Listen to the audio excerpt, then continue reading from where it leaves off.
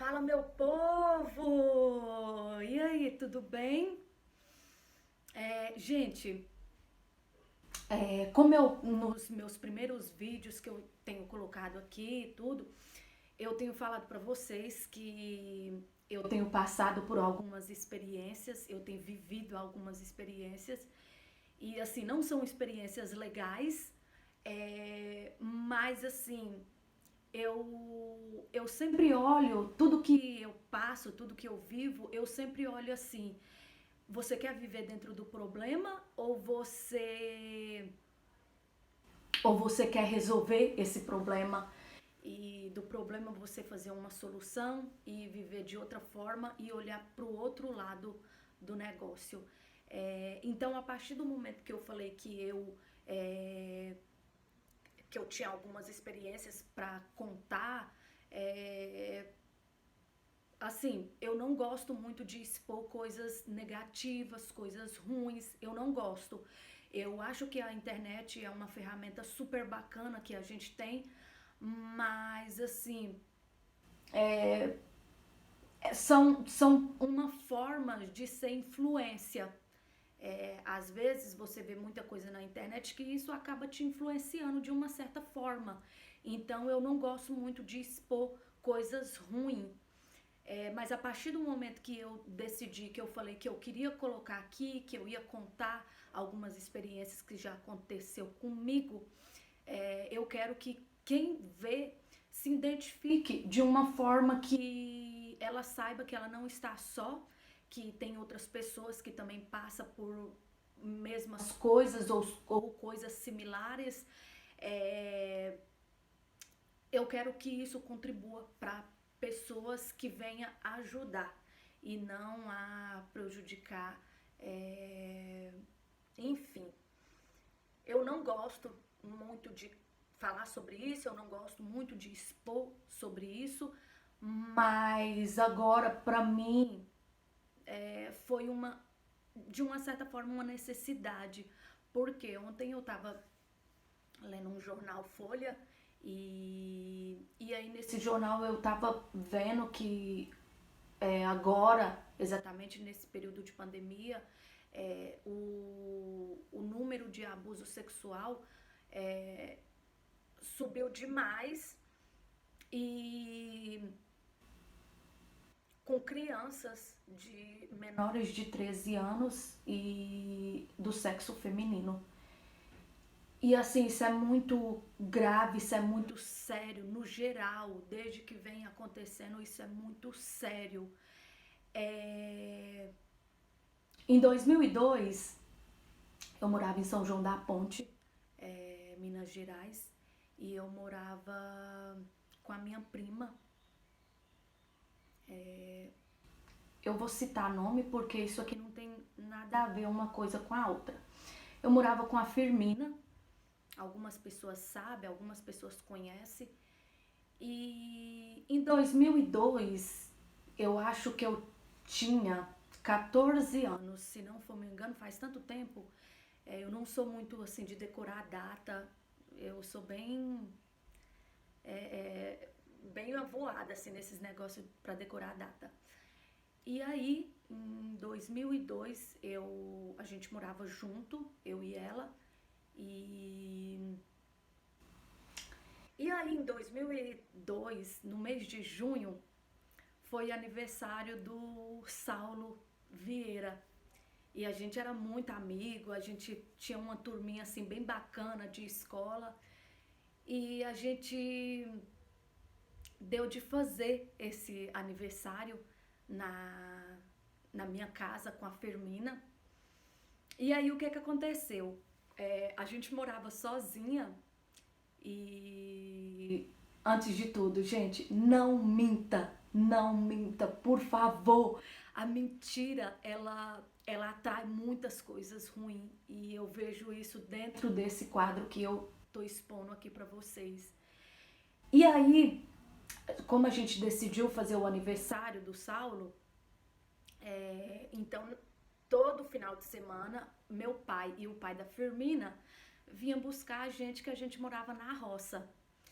E aí eu e a Firmina, a gente combinou de esse final de semana, como aconteceria o aniversário do Saulo, a gente não iria pra roça. Aí na sexta-feira, à tarde, eu tava dormindo e eu assustei com a Firmina me falando que ela tava indo pra roça, que o pai dela tinha vindo buscar ela. E aí eu falei, nossa, Firmina, e agora? Como que a gente faz? E aí ela foi e falou comigo, você fica aí e aí faz o aniversário, né? Beleza. Meu pai passou e eu menti pro meu pai. Falei que a gente tinha trabalho de escola pra fazer e que não ia dar pra mim ir naquele final de semana. E que a Firmina também tava ficando. E aí, tá. Quando foi no sábado, aconteceu o aniversário do Saulo, uma festinha super bacana. E aí, quando foi no sábado, ok. Quando foi no domingo, o irmão da Firmina, que é meu primo, o Erivelto, ele estudava final de semana. E aí ele tinha vindo e tinha ficado comigo na casa no domingo. Só que aí, o que aconteceu? Quando foi no domingo, ele, à noitezinha, assim, por volta de umas 6 horas da tarde, ele saiu e eu fiquei sozinha na casa. E aí, Aí umas 10 horas da noite eu fui dormir, só que ele tinha saído e ele voltava. Na época ele ainda namorava com a Laura e aí ele falou que ele voltava mais tarde. Até aí tudo bem. Aí quando deu eu acho que mais ou menos 2 horas da manhã, eu assustei e eu vi que tinha alguém dentro da casa. E essa pessoa veio, abriu a porta do quarto que eu tava, porque ela só ficava empurrada, ela não ficava travada. E a pessoa abriu a porta do quarto que eu tava, olhou, viu que tinha alguém que tava dormindo. Essa pessoa voltou, foi na sala, apagou a luz da sala e veio e sentou do lado da cama que eu tava. E aí essa pessoa começou a pegar em mim, começou me bulinar. E aí eu tava deitada, eu cobri a minha cabeça porque por um momento eu pensei que fosse o Erivelto. Eu falei, meu Deus, não acredito que o Erivelto tá brincando comigo. E aí até então eu fiquei naquela achando que era o Erivelto. E aí continuou pegando em mim. E eu levantei o cobertor. Quando eu levantei o cobertor, eu vi que não era o Erivelto. E eu dei um pulo da minha cama e até bati assim o meu braço na porta. Aí quando eu bati o braço na porta, que eu levantei, esse cara veio e colocou a mão na minha boca, tampou minha boca e colocou uma faca no meu pescoço. E, gente, é horrível, horrível você passar por uma situação dessa. A única coisa que vem na sua cabeça é: e meu pai, minha mãe? Eu vou morrer aqui agora, minha vida acabou, não tem mais jeito. E até então, como eu só tinha 14 anos, eu não tinha noção, eu não tinha malícia, eu não sabia o que estava acontecendo. Isso foi em 2002, as coisas não eram igual é hoje, a gente não tinha ferramentas de informação igual tem hoje, a internet, a gente não tinha esse nível elevado de jornalismo, que você via tantas coisas voltada para isso. E aí esse cara colocou a mão tampou minha boca e ficou com a faca no meu pescoço. E eu achava que aquele cara queria era assaltar. Eu achava que ele queria levar alguma coisa valiosa de casa. E aí e ele ficou me bulinando e me acariciando e tentando tirar minha roupa. E, e aí, assim, meu Deus do céu, quando eu vivi aquilo, pra mim foi horrível. Horrível, horrível, horrível, horrível, porque eu não sabia o que eu fazia, eu não sabia o que ia acontecer. E aí eu fui conseguir, eu bati meu pé em cima do pé dele. Quando eu bati meu pé em cima do pé dele, ele tirou a atenção e tirou a mão da minha boca por segundos de falta de atenção, porque como eu bati no pé dele, ele perdeu o sentido e tirou a mão da minha boca. E aí na hora que ele tirou a mão da minha boca, eu gritei o Valdir que até já faleceu. E aí eu gritei o Valdir. Quando eu gritei, ele saiu correndo. Esse cara, ele saiu correndo. E eu, nessa hora da manhã, acho que era 2 horas, 3 horas, eu saí correndo de casa, saí correndo da casa e fui pra casa da minha tia, que mora logo acima. Fui correndo pra lá e cheguei lá desesperada. E a minha prima abriu a casa pra mim. E aí eu fui conversar com a minha prima e eu contei isso só pra minha prima e pedi pra ela que eu não queria que ela contasse isso pra ninguém. Eu não queria que ninguém ficasse sabendo disso. E aí, no outro dia, a minha prima foi e contou pro irmão dela. O irmão dela trabalhava na época com um tio meu.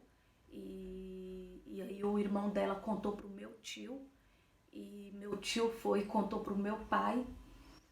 E meu pai veio e me tirou da casa da Firmina. Falou que ali eu não morava mais. Eu não ficava ali mais. E me levou de volta pra morar na roça. E assim, eu não fiz nada. Ninguém fez nada na época. Eu fiquei assim, traumatizada, de medo, porque qualquer cara que eu via na rua, pra mim era aquele cara que fez aquilo comigo. E eu não quis denunciar porque eu fiquei com medo.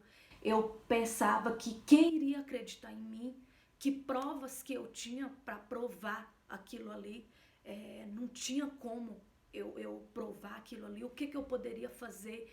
Eu não tinha nada que ajudasse a provar aquilo que tinha acontecido comigo, a não ser a minha fala. E aí, graças a Deus, na época, aconteceu coisas parecidas com, com a Amanda da Sandra. Aconteceu parecido com ela, a mesma coisa que aconteceu comigo e aconteceu com outra menina da cidade, tudo nessa mesma época. E a Amanda da Sandra, ela denunciou. E quando ela denunciou, ela estava na delegacia prestando um depoimento. E aí eu estava passando, bem na hora, eu estava passando na rua da delegacia e ela me viu, por pura coincidência, ela me viu. E ela sabia do que tinha acontecido porque ela era vizinha da minha tia. E aí ela falou com o delegado que tinha acontecido comigo também. E aí na hora o delegado me chamou e me colocou de frente a esse cara, porque a Amanda denunciou, e a Amanda denunciou com o nome de quem que era. E aí o delegado me colocou na frente desse rapaz e me perguntou se era ele que tinha feito comigo, se eu reconhecia ele. Na verdade, quando eu vi, eu reconheci sim que tinha sido a mesma pessoa, só que ainda ali assim, eu ainda fiquei com medo, eu tinha medo e eu falei pro delegado que a fisionomia era a mesma, mas que eu não tinha certeza se tinha sido ele. E eu falei isso porque eu fiquei com muito medo, muito medo, muito medo. Eu falei, a justiça, nossa, ela é muito, ela não tem severidade para esses casos. Então eu falei, cara, eu vou afirmar aqui que é o cara. Tem certeza que ele vai ficar preso dias e vai sair? E quem vai me garantir que ele não vai fazer alguma coisa pior comigo? E eu fiquei com muito medo. Muito medo, muito medo, muito medo. E graças a Deus, Deus é muito na minha vida. Eu tenho uma conectividade assim incrível com Deus, que Deus não permitiu que acontecesse coisa pior. Deus não permitiu. E graças a Deus, eu moro aqui em São Paulo tem 11 anos. Eu nunca passei por, por tamanha dor igual eu passei nesses dias. Foi muito dolorido para mim. Você se sente suja, você olha para você e parece que mesmo que você tomar 10 banhos, você não se sente limpa daquilo que você passou, daquilo que você viveu. Então hoje muitas pessoas, eu levanto a bandeira do feminismo. Tem muitas pautas do feminismo que eu sou super a favor, por conta disso, porque mulheres passam por muitas coisas piores do que isso e sabe, as pessoas elas acham que por você colocar um biquíni você já tá se expondo, sendo oferecida, se oferecendo para a sociedade. E não é isso, não é isso, sabe? Por que, que a mulher ela não pode viver de uma forma que você pode ser quem você é? Não é por você ser quem você que você tá se oferecendo, que você tá se expondo ali. Eu tô aberta para quem quiser fazer comigo, que queira fazer, que possa fazer. Não é isso, não é isso. A gente busca uma liberdade feminina para que a mulher ela tenha o espaço dela, ela seja vista não de forma exterior, mas de forma interior, que você tem o seu valor, que você tem caráter, que você é uma pessoa de boa índole, não pelo que você está vestindo, mas pelo que você tem na sua no seu interno, sabe? Então, gente, quando alguém souber de alguma coisa, quando alguém viver, passar por alguma coisa parecida, similar, não se cale, não se cale. Eu me calei no momento porque a gente não tinha as ferramentas que a gente tem hoje. Graças a Deus, a mulher, a gente está caminhando por cada vez mais conquista do nosso espaço, do nosso valor. Ontem eu conheci um venezuelano e ele estava falando comigo que a mulher aqui no Brasil ela tem muito poder. A mulher ela tem um grande poder aqui no Brasil, diferente da Venezuela. E eu falei com ele, falei, ai, glória a Deus por isso, glória a Deus por isso. A gente ainda não tem o espaço que a gente quer conquistar, a gente ainda não está no nível que a gente deseja estar, mas estamos caminhando para isso, graças a Deus. E é isso, gente. Se alguém souber de alguma coisa, viver alguma coisa parecida, abra sua boca, fala, recorra, vai atrás da nossa proteção. Tem aí a Lei Maria da Penha que nos assegura, não nos assegura 100%, mas de uma certa forma nos assegura, nem que seja 60%, 70%, mas ela tá ali para isso. Hoje, as informações que eu tenho é que esse rapaz que tentou fazer isso comigo, ele tá preso. Graças a Deus ele tá preso. Eu não vou citar nome porque é uma coisa muito chata, é uma coisa que não é legal expor nome, até porque a justiça já fez o que é o papel dela. E eu fiquei sabendo que depois disso esse cara continua ainda fazendo esse tipo de tentativa de estupro.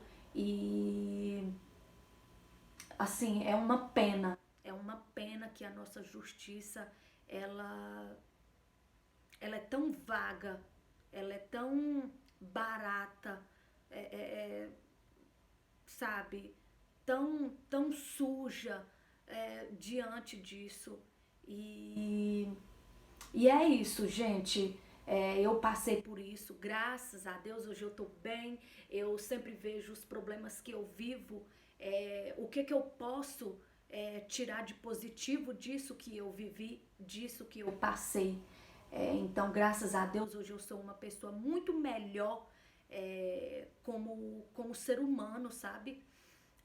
Com um espírito melhor, com um interior mais sábio. E graças a Deus isso foi diante de tudo que eu vivi, tudo que eu passei. Então, se você viver isso, se você já viveu ou conhece alguém que passa por isso, não se cale, não se cale. No momento eu calei, mas se fosse hoje, eu não me calaria. Hoje não. Hoje que eu tenho conhecimento de muitas coisas, hoje a internet ela tá aí para nos ajudar, então hoje eu não me calaria. Hoje não.